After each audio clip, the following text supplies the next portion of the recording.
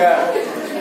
Serangan ini bertujuan untuk membalas serangan Belanda yang dikenal dengan agresi militer Belanda II, dan untuk membuktikan pada dunia bahwa kekuatan militer Indonesia itu ada, dan sekaligus ingin memperkuat posisi Indonesia dalam perundingan yang berlangsung di Dewan Keamanan PBB. Serangan ini merupakan bentuk kegelisahan dan kebencian rakyat dan militer Indonesia terhadap Belanda yang dianggap telah semena-mena dan mencoba masuk ke Indonesia, padahal sebelumnya sudah terjadi sejumlah kesepakatan. Dalam serangan ini, militer Indonesia berada di bawah komando Jenderal Sudirman. Letkol Soeharto selaku pemimpin penyerangan ini diperintahkan untuk merumuskan strategi dan taktik penyerbuan. Setelah membagi pasukannya menjadi 7 sub, Soeharto pun menjalankan rencananya. 2 minggu sebelum hari H, satuan-satuan dalam kelompok mulai menyusup ke dalam kota Yogyakarta. Ada kisah menarik dari rangkaian persiapan serangan umum yang direncanakan dalam 1 Maret serangan umum 1 Maret 1999 ini. Pasukan di bawah pimpinan Letnan Komarudin lebih dulu melakukan penyerangan pada 29 Februari 1949 karena mengira bulan Februari berakhir pada tanggal 28. Pasukan ini melakukan penyerbuan di daerah kota Yogyakarta sampai daerah kantor pos selatan Jalan Malioboro. Penyerangan berhasil hingga menguasai daerah tersebut. Akan tetapi karena salah perhitungan tanggal, pasukan ini hanya bergerak sendiri sehingga dengan mudahnya dipukul mundur oleh tentara Belanda. Keesokan harinya pada tanggal 1 Maret 1949, serangan pun dilancarkan. Dalam penyerangan itu, Letkol Soeharto langsung memimpin pasukan ke sektor barat sampai ke batas Malioboro. Sementara sektor timur dipimpin oleh Vente Sumual, sektor selatan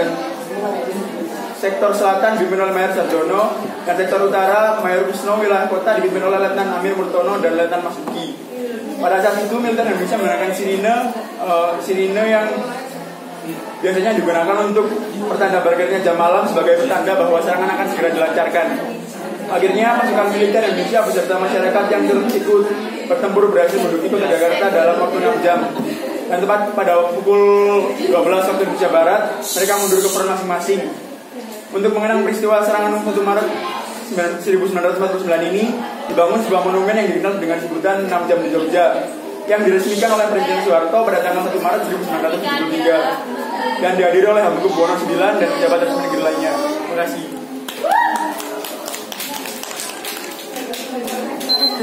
Terima kasih Reka atas presentasinya. Selanjutnya akan dilanjutkan Cinta Ajeng, absen 32, yaitu dukungan India terhadap Revolusi Indonesia.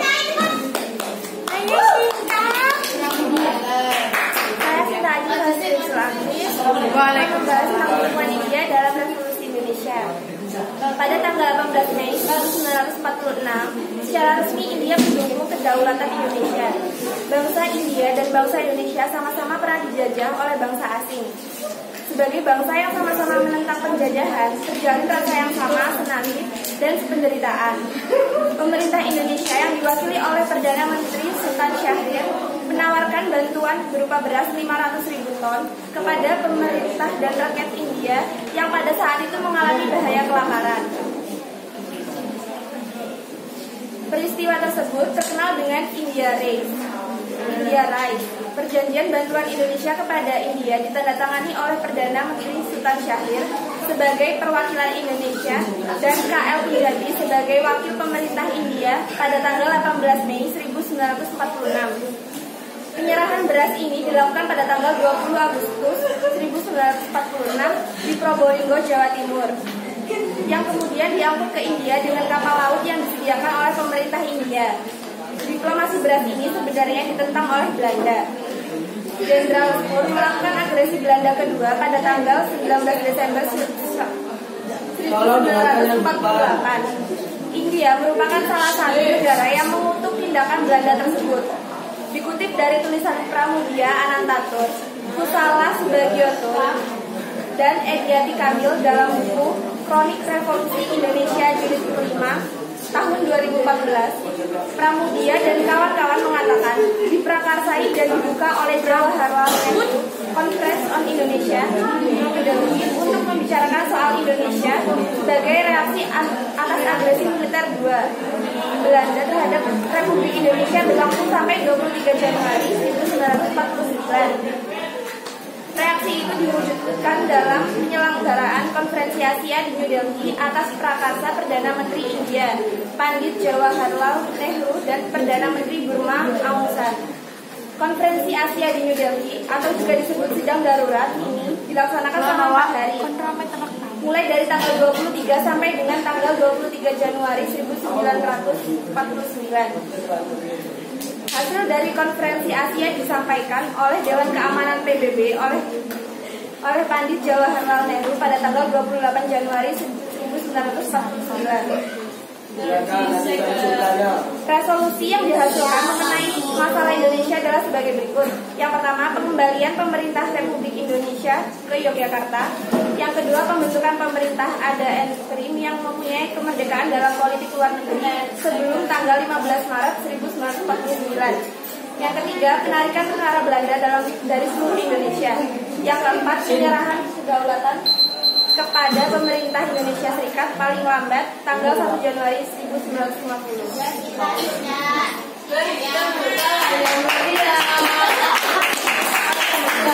Terima kasih presentasinya. Selanjutnya dilanjutkan perundingan Linggarjati yang dipresentasikan oleh Afiko absen 2. Yeay. Saya akan mempresentasikan tentang perundingan Linggarjati. Perundingan Linggarjati atau disebut juga perundingan Linggojati adalah perundingan antara pihak Belanda dengan pihak Indonesia yang ditengahi oleh Inggris untuk mengakui negara Indonesia. Sesuai dengan namanya, perundingan Linggarjati ini ada di Linggarjati, Kecamatan Cilimus, Kabupaten Kuningan, Jawa Barat, tepatnya di Hotel Merdeka Kaki Gunung Ciremai. Linggarjati dipilih karena pada saat itu tempat ini dirasa cukup netral untuk kedua belah pihak. Netral yang dimaksud adalah Belanda pada saat itu sedang menguasai Jakarta dan Indonesia pada saat itu berpusat di Yogyakarta. Dan kebetulan sekali Soekarno-Hatta itu sedang berada di rumah Bupati Kuningan. Lalu bagaimana proses perundingan Linggarjati terjadi? Jadi saat itu Indonesia yang baru saja memproklamasikan kemerdekaan dan Jepang yang menyerah tanpa syarat kepada sekutu didatangi oleh Afne untuk melucuti persenjataan tentara Jepang dan memulangkan mereka kembali ke negara asal. Namun kedatangan Afne ini ternyata diboncengi oleh Nica untuk menguasai Indonesia lagi. Rakyat Indonesia yang mengetahui hal itu langsung membuat beberapa perlawanan terhadap pasukan Nica, seperti perlawanan 10 November, perlawanan di Ambarawa, dan lain sebagainya. Melihat ini, Inggris sebagai negara yang menangani konflik politik dan serta militer di Asia pun turun tangan untuk menengahi konflik Indonesia Belanda tersebut. Perwakilan Inggris yang bernama Sir Archibald Clarke mengundang pihak Indonesia dan Belanda untuk melakukan perundingan di Roggeville. Namun perundingan tersebut gagal karena Belanda tidak mau mengakui kedaulatan Indonesia atas Pulau Jawa, Pulau Madura, dan Pulau Sumatera. Mereka hanya mengakui atas kedaulatan Indonesia atas Pulau Jawa dan Pulau Madura saja. Hingga akhirnya Inggris mengirim Lord Gillan untuk menyelesaikan konflik Indonesia Belanda ini. Dan kemudian pada tanggal 11 sampai tanggal 13 November mereka melaksanakan perundingan yang disebut perundingan Linggarjati tersebut. Saat itu Indonesia diketuai oleh Sultan Syahrir, sedangkan pihak Belanda diketuai oleh Sir Merhom. Walau sedikit mengalami beberapa perdebatan, akhirnya mereka menyetujui bahwa isi dari perjanjian itu tersebut adalah Belanda mengakui kedaulatan Republik Indonesia secara de facto atas Pulau Jawa, Pulau Madura, dan Pulau Sumatera. Kedua, Belanda harus meninggalkan wilayah Republik Indonesia paling lambat 1 Januari 1949. Ketiga, pihak Belanda sepakat untuk membantu pembentukan negara berdaulat Republik Indonesia Serikat atau RIS yang meliputi wilayah Republik Indonesia, Kalimantan, dan Timur Besar. Keempat, pemerintah RIS harus bergabung dalam Commonwealth atau Persemakmuran Indonesia Belanda dengan Ratu Belanda sebagai ketuanya.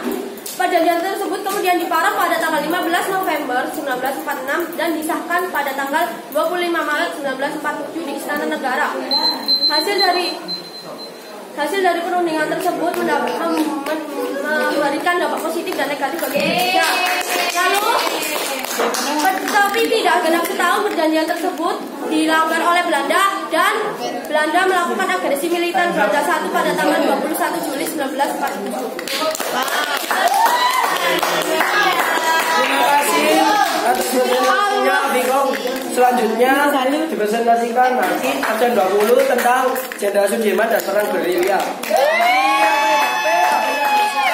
Saya itu dengarkan. Assalamualaikum warahmatullahi wabarakatuh. Tentang Jenderal Besar Sudirman dan gerilya masa revolusi. Jenderal Sudirman merupakan pemimpin Tentara Nasional Indonesia atau TNI yang terpilih pada tanggal 12 November 1945 melalui pemungutan suara. Sudirman memimpin penyerangan terhadap Belanda yang melancarkan agresi militer pada tanggal 21 Juli 1947 dengan menggunakan taktik gerilya. Sebelum memulai gerilya, Sudirman pergi ke rumah dinasnya dan mengumpulkan dokumen penting, lalu membakarnya untuk mencegah jatuh ke tangan Belanda. Jenderal Sudirman bersama kelompok kecil tentara dan dokter pribadinya bergerak ke Ponorogo. Serangan Belanda yang berkelanjutan menyebabkan Sudirman harus mengganti pakaiannya dan memberikan pakaian lamanya pada salah seorang prajuritnya, Letnan Heru Kaiser, yang memiliki kemiripan dengan Sudirman. Kaiser diperintahkan untuk pergi menuju ke utara, sedangkan Sudirman menunggu di Karangnongko. Jenderal Sudirman bersama pasukannya melanjutkan perjalanan ke arah timur dan sampai ke daerah Sobo, dekat Gunung Lewu pada tanggal 18 Februari. Jenderal Sudirman menggunakan sebuah radio memberi perintah pada pasukan TNI bahwa daerah Sobo merupakan daerah yang aman untuk membangun markas gerilya. Sudirman bersama komandan wilayah tempat Letnan Kolonel Williater Hutagalung mulai membahas kemungkinan untuk melakukan serangan besar-besaran kepada Belanda. Sementara itu Belanda menyebarkan propaganda bahwa mereka telah menangkap Sudirman. Propaganda tersebut bertujuan untuk mematahkan semangat para gerilyawan. Sudirman memerintahkan Hutagalung untuk memulai merencanakan serangan besar-besaran dengan prajurit TNI berseragam akan menyerang Belanda dan menunjukkan kekuatannya depan wartawan asing dan tim investigasi PBB. Hutagalung bersama para prajurit dan komandannya Kolonel Bambang Sugeng serta pejabat pemerintahan di bawah pimpinan Wongso Negoro membahas cara untuk memastikan serangan itu berhasil. Pertemuan ini menghasilkan rencana serangan umum 1 Maret 1949. Pasukan TNI di bawah komando Letnan Kolonel Soeharto berhasil merebut kembali Yogyakarta dalam waktu 16 jam. Karena semakin meningkatnya tekanan dari PBB, pada 7 Mei 1949 Indonesia dan Belanda menggelar perundingan yang menghasilkan perjanjian Rumroyen. Perjanjian beserta poin-poin lainnya. Belanda harus perjanjian ini menyatakan bahwa Belanda harus menarik pasukannya dari Yogyakarta beserta poin-poin lainnya. Belanda mulai menarik pasukannya pada akhir Juni dan para pemimpin Indonesia dipengasingkan kembali ke Yogyakarta pada awal Juli.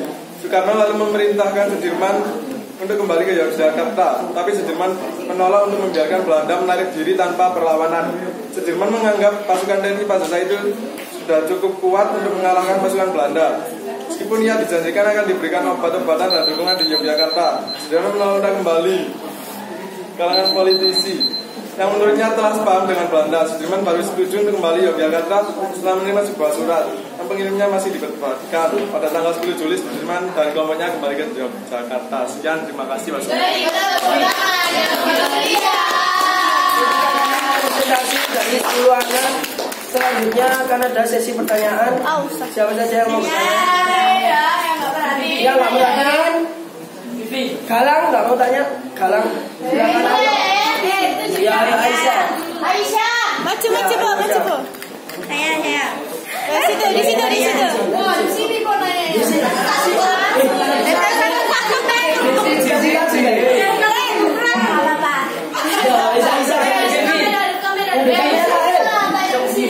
Kan takutnya sombong. Kamera kok. Kamu di sini kok. Mana sih? Ayo. Nama saya Aisyah Zahra, absen 3. Saya akan berdaya pada Gaby ya. Gaby. Ayo bacanya Sikoy. Ya, dengar ya. Apakah salah satu penyebab kembalinya salah satu penyebab kembalinya Belanda ke Indonesia adalah karena Belanda tidak mengakui kemerdekaan Indonesia.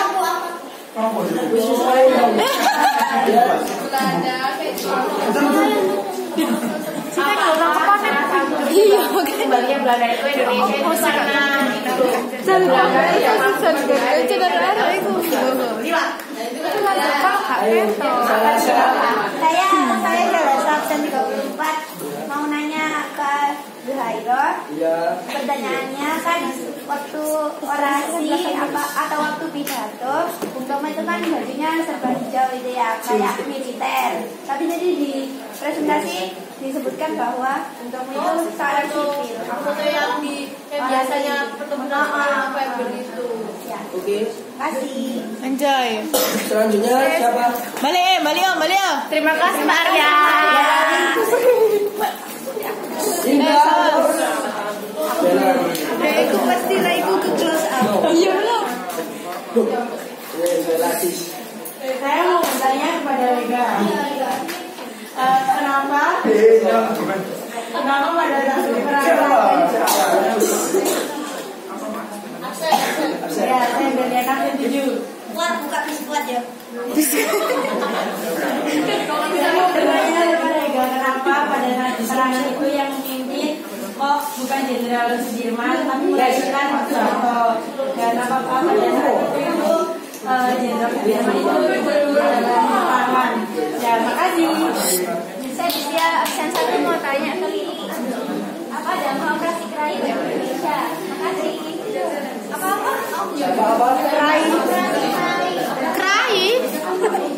Krai lah panganan. Apanya? Loh, kenapa yang mimpi itu kok? Desa kamu mundur. Terus lagi. Terus Jenderal. Aku eleng Pak. Terus Jenderal Sudirman itu kok terus Jenderal Sudirman itu turun ikut peperangan apa enggak? Oke, makasih. Nama saya Ganesha Aurora, 19. Saya mau tanya kepada yang Hiro. Datang sini. Tadi kan disebutkan kalau misalnya Indonesia itu memiliki 2 demokrasi, demokrasi presidensial dan demokrasi parlementer. Kenapa tadi disebutkan bahwa UUD 1945 itu tidak cocok diterapkan di demokrasi parlementer? Terima kasih. Lanjut. Nama saya Iqbal Ananta, absen 23. Atau mundur, Bal. Mundur. Dah. Bukan ini.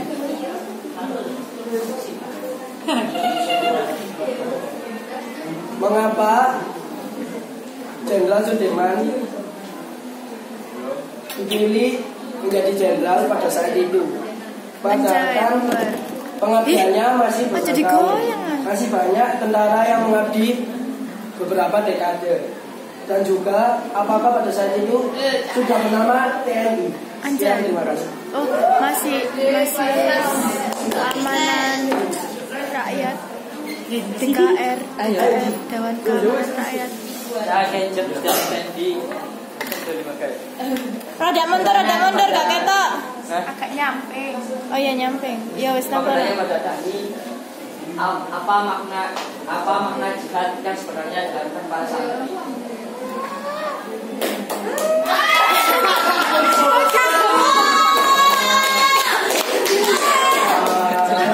Saya mau absen 27. Agak maju dulu. Agak sampai. Gas potong. Apa tujuan sebenarnya? Berdasarkannya kesepakatan atau perjanjian antara negara Indonesia dan negara India. Tujuan sebenarnya kesepakatan antara Indonesia dengan India. Kerungu kali. Suaranya Antara Indonesia dengan India.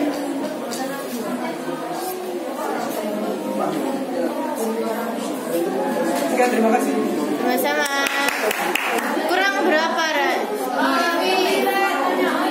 Halo, satu penanya lagi. Barisan sana belum. Tinggal Vivi tak? Lanjut. Ya silakan. Galang, Indra. Ya, Galang mau tanya. Ayo Indra. Aryo. Salah. Dari tadi kok main HP? Ayo Pak. Yang lainnya Pala. Tanya Afiko. Yes. Ayo Pala. Pala nggak ingin nanya Afiko? Perundingannya nggak jadi. Ya, yang lainnya. Nggak ingin nanya. Kalau ada yang nanya saya tunjuk satu-satu. Afiko. Ayo. Tinggal Afiko. Enggak. Wis lah, ayolah. Apa yang dimaksud dengan tinggal jati? Sisi, ayo Rek, satu. Dipisah saya. Andro. Bisa, ayo, bisa. Saya jawab dulu ya Pak karena saya. Dari tadi pertanyaan dari Syarasa yang foto yang biasanya beredar tentang pertemuan November selalu ada fotonya Bung Tomo dia berorasi menggunakan pakai militer. Itu sebenarnya foto itu bukan diambil waktu itu. Itu adalah foto di tahun 1947 di hotel yang berada di Malang. Itu dan juga menurut sejarawan UNER Purnawan Basudoro, Bung Tomo tidak pernah berorasi di lapangan terbuka selain saat kampanye pemilu tahun 1955 untuk Partai Rakyat Indonesia. Dan juga menurut buku yang tadi saya bacakan yang judulnya Bung Tomo Suamiku, ya Rakyat yang Menilai Pahlawanmu, itu menurut Sulistiana Sutomo, Bung Tomo dilantik sendiri oleh Insinyur Soekarno dan duduk dalam staf tinggi markas besar umum yang membawai 3 angkatan itu sudah pertempuran 10 November. Dan juga menurut Harsha Bahtiar 21 Mei tahun 1946 Bung Tomo menjadi kepala perlengkapan di Kementerian Pertahanan. Jadi sementara sebelumnya itu dia tuh benar-benar murni seorang sipil, belum menjadi militer. Sekian, terima kasih. Sama-sama. Pak, izin selamat mandi. Ayo pertanyaan. Ya, pertanyaan untuk Vivi, silakan. Nabila. Saya lihat sama. Ada. Ya, Nabila.